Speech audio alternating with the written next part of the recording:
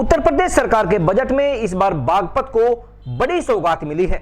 स्वास्थ्य, शिक्षा और उद्योग तीनों क्षेत्रों में ऐसे फैसले लिए गए जो आने वाले वर्षों में बागपत की तस्वीर बदल सकते हैं।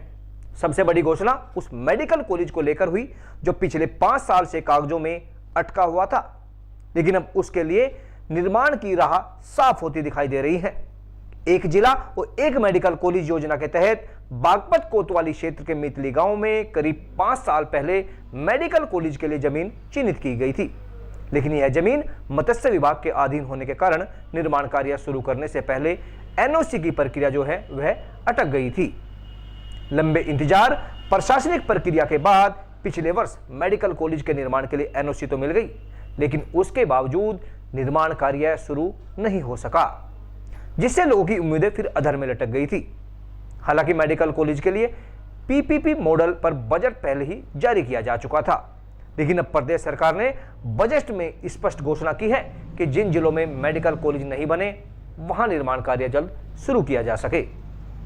इस घोषणा के बाद बागपत में मेडिकल कॉलेज बनने की जो उम्मीद है फिर से वो मजबूत हो गई है। मेडिकल कॉलेज बनने से न केवल बागपत बल्कि आसपास के जिलों के लाखों लोगों को बेहतर और सुलभ स्वास्थ्य सेवाएं मिल सकेगी। बजट में शिक्षा के क्षेत्र में भी बागपत को बड़ी सौगात मिली है। जिले में 4 नए कस्तूरबा गांधी आवासीय विद्यालय खोले जाएंगे, जिससे ग्रामीण क्षेत्रों की बेटियों को बेहतर शिक्षा का अवसर मिलेगा।